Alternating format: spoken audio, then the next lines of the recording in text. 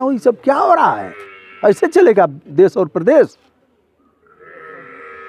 मैं इस मामले पर लिखूंगा भी और इस मामले पर मैं तबीयत से जैसे भी कलम चलाऊंगा और इस मामले को ले जाऊंगा। नहीं करेंगे और बच्चों के लिए जीना है, परिवार के लिए जीना है, पत्नी के लिए जीना है। परिवार के लिए तो जीते थे, खेत बेच देते थे, खाते थे।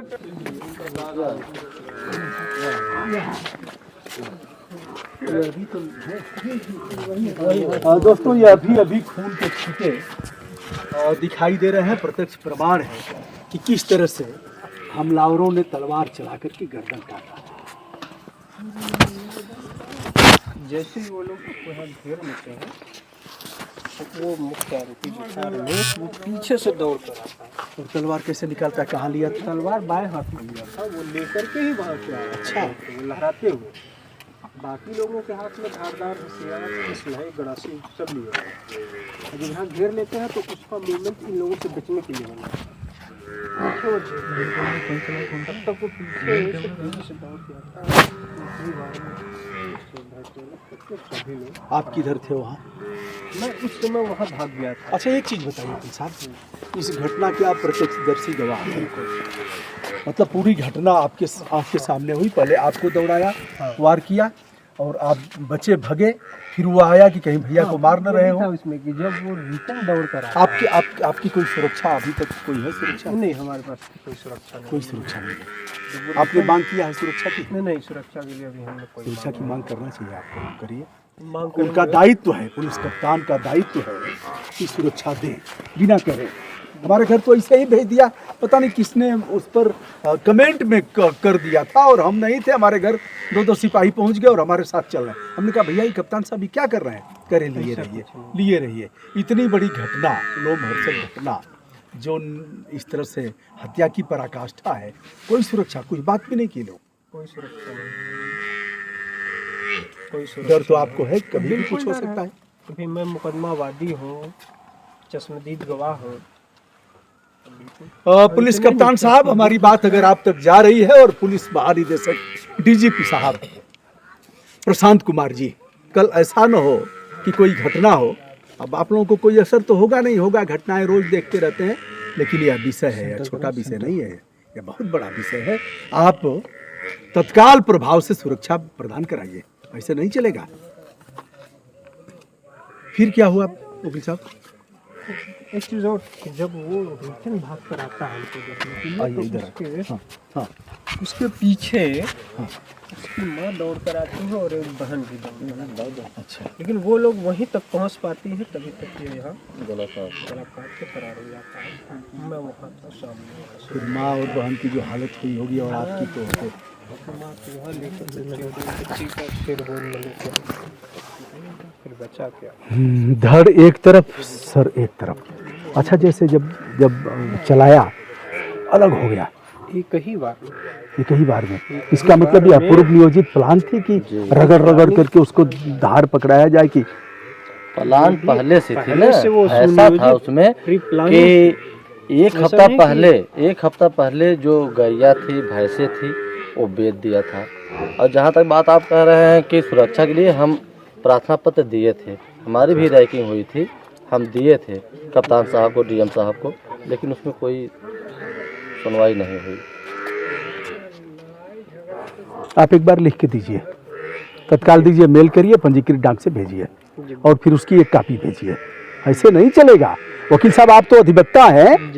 भारत के संविधान का आर्टिकल 21 अगर देख लिया जाए, 21 देख लिया जाए, तो आप सहित देश के हर व्यक्ति को, नागरिक नहीं, हर व्यक्ति को सम्मानजनक जीने का अधिकार है, जीवन जीने का अधिकार है और जान माल की सुरक्षा का अधिकार है। ऐसे नहीं हो सकते। इतनी बड़ी घटना जहां हुई हो, वहां जो चक्षुदर्शी हो, उनकी कोई सुरक्षा ना हो। ये सब क्या हो रहा है? ऐसे चलेगा देश और प्रदेश? मैं इस मामले पर लिखूंगा भी और इस मामले पर मैं तबीयत से जैसे भी कलम चलाऊंगा और इस मामले को ले जाऊंगा निश्चित मुकाम तक। तो उसके बाद माँ सर लेती है और फिर फिर उसके बाद क्या हालत हुआ होगा पूछने की जरूरत नहीं है। फिर तो उनके समझ में कुछ नहीं आया होगा, बेहोशी की हालत, और फिर किसी को कुछ चिल्लाना, फिर किसी को हम लोग कुछ। को भी कुछ नहीं समझ में आ रहा कि क्या करें। और गला कटने के बाद भैया उसके दोस्त लोग बोले थे क्या कि उसका बपवा बहुत हरामी है, आएगा तो यहाँ हंगामा करेगा। फोर्स लगी हुई थी, क्या हंगामा करता मैं गरीब, मैं हरामी होता तो मेरा बच्चा काटा जाता, लेकिन मैं चुपचाप गया। बाप बाहर था और सोचा कि जब हो गया है तो चलूंगा, अब बचा ही क्या है, और उसकी चिता एक सजेगी और एक हमारी चिता सजेगी, हम भी अपनी जीवन लीला समाप्त कर हम वही लेंगे। समझ के आए थे। हमने कहा कि बच्चे को आग दूंगा, उसके बाद मैं भी खुद को आग लगा लूंगा। मैं पेट्रोल की व्यवस्था लेके आया था, लेकिन आप सब लोगों ने सहयोग किया। देखिए, बहुत आभारी हो। अब देखिए, अभी यह काम नहीं करना है, जो हुआ सो हुआ। अभी 2 बेटियां आपकी शादी करने के लिए हैं, उनकी शादी करना है, अच्छा घर बर देखना है, और अभी पढ़ाना है उनको, मुकाम तक पहुंचाना है वकील साहब। और असली काम है कि हम सभी को मिल करके, जो भी जिंदा कौमें हैं, जिनके पास अभी कुछ बची हुई है, जमीर बची हुई है, उनका सबका काम है कि उनको फांसी के फंदे पर ले जाएं। जी भैया, निवेदन यही तो है। आपसे एक अनुरोध कि आप कोई गलत काम नहीं उठाएंगे, करेंगे, नहीं भैया, कोई हमने ऐसा नहीं कुछ किया। नहीं करेंगे, हमने नहीं किया, कुछ और नहीं बच्चों के लिए जीना है, परिवार के लिए जीना है, पत्नी के लिए जीना है। परिवार के लिए तो जीते थे, खेत बेच देते थे, कहते थे टेंशन मत लो, मैं जिंदा हूँ, जो है क्या करूँगा सब तुम लोगों का है, तुम लोगों के लिए खर्च कर दूंगा। मैं बेच देता था, 2-4 लाख 6 लाख मिलता था, मैं बच्चों के ऊपर खर्च कर देता था। मैं बोलता था कि मैं कमा नहीं पा रहा हूँ, तुम लोगों को छोड़ के जाना नहीं चाहता, और छोड़ के गया, मेरा मुझे छोड़ दिया। हो जा।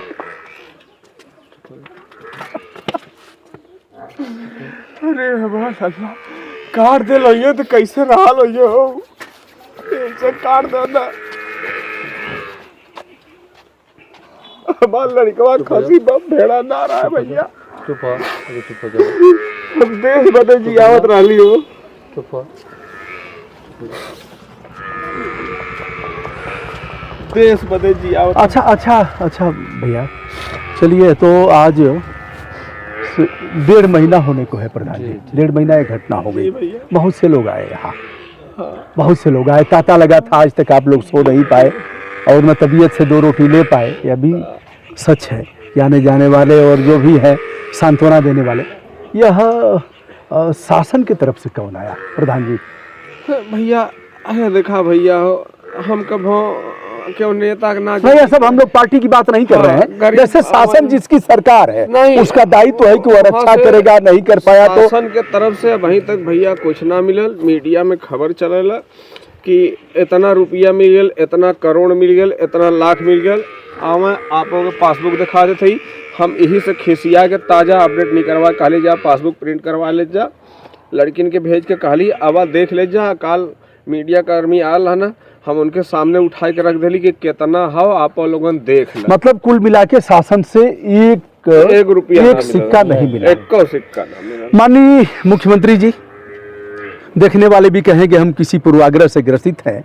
बहराइच में 10 लाख दिया, लखनऊ में पुलिस अभिरक्षा में एक युवा मरा, उसके यहाँ भी 10 लाख दिया। अन्य स्थानों पर भी आप जाने दीजिए उनको, आइए आप दे रहे हैं।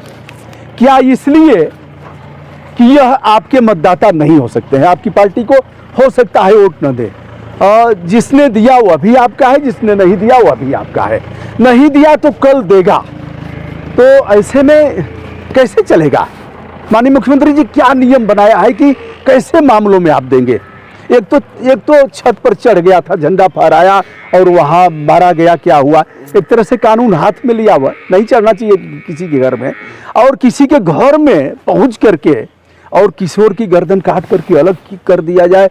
वहाँ आपका न कोई प्रतिनिधि पहुँचता है, ना आपका कोई पत्र पहुँचता है, ना आप खेद व्यक्त करते हैं, न ढेला पैसा देते हैं। ये कैसा कलेजा आपका है? ये निर्दयी कलेजा है।